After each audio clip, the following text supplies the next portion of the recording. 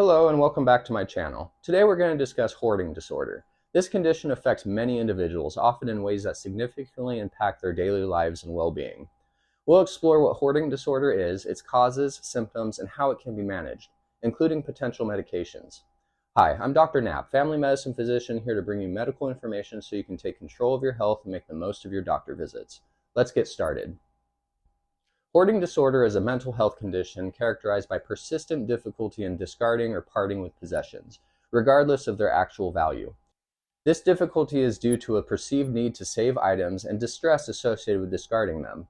The result is an accumulation of items that congest and clutter living areas, making them unusable for their intended purposes. Hoarding can vary in severity. In mild cases, the disorder might result in a home that is cluttered but still functional. In more severe cases, the hoarding can create unsafe living conditions, with blocked exits, unsanitary conditions, and an increased risk of fire or falling. The disorder often starts in early adolescence, but tends to worsen with age. It can affect anyone, but it's more common among older adults. The exact cause of hoarding disorder is not known, but several factors may contribute.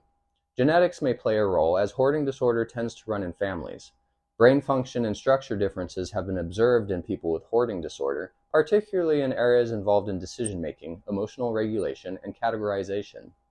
Additionally, stressful life events such as a significant loss or trauma can trigger or exacerbate the condition. People with hoarding disorder often have co-occurring mental health conditions such as depression, anxiety, or obsessive-compulsive disorder. These conditions can complicate the hoarding behavior and make treatment more challenging.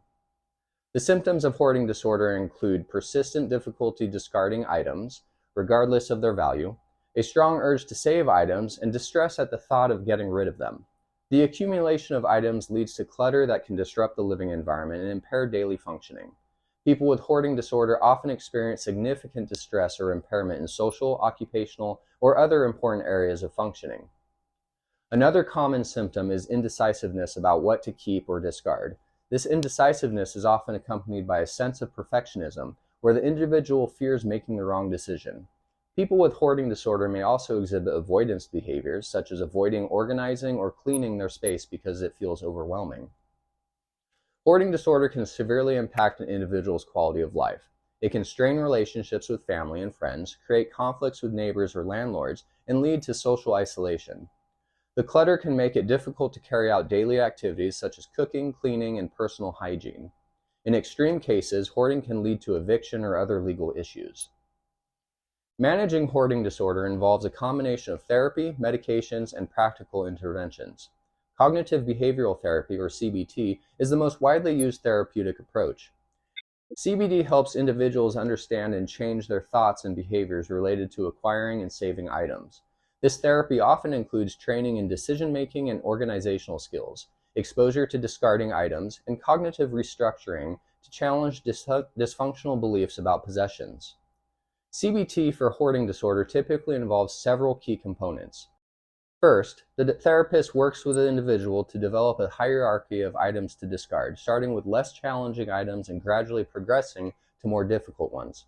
The therapist also helps the individual practice sorting and organizing items, often in a structured and systematic manner. Motivational interviewing is another technique used in therapy. This approach helps individuals explore their ambivalence about change and develop their motivation to engage in treatment. It involves empathic listening, highlighting discrepancies between the individual's goals and their current behavior, and supporting self-efficacy. Medications can also play a role in managing hoarding disorder, particularly if there are co-occurring conditions like depression or anxiety. Selective serotonin reuptake inhibitors, or SSRIs, commonly used to treat depression and anxiety disorders, have shown some effectiveness in reducing hoarding symptoms. These medications can help reduce the distress and anxiety associated with discarding items and improve overall mood and functioning. In addition to SSRIs, other medications such as serotonin and norepinephrine reuptake inhibitors, or SNRIs, or atypical antipsychotics may be considered, particularly if there are coexisting conditions or if SSRIs are not effective. It's important to note that medications are usually more effective when combined with therapy rather than used alone. If you would like more information on antidepressant medications, see my video on depression. Practical interventions are essential in managing hoarding disorder. Professional organizers and cleaning services can assist with decluttering and organizing the living space. These professionals often work in conjunction with the therapist to ensure that the process is manageable and supportive. Family and social support are crucial for individuals with hoarding disorder. Family members can play a supportive role by encouraging treatment, helping with organizing and discarding items, and providing emotional support. Support groups, both in person and online, can offer a sense of community and shared experience, reducing feelings of isolation. Long-term management of hoarding disorder involves ongoing therapy, regular follow-up appointments with healthcare providers, and continuous support from family and friends. Relapses can occur, so it's important to have a plan in place to address them. This plan may include periodic check-ins with a therapist, maintenance medication, and continued involvement in support groups. If you or someone you know is struggling with hoarding disorder, seeking professional help is the first step towards improvement. Hoarding disorder is a challenging condition, but with the right treatment and support, individuals can achieve significant improvements in their quality of life.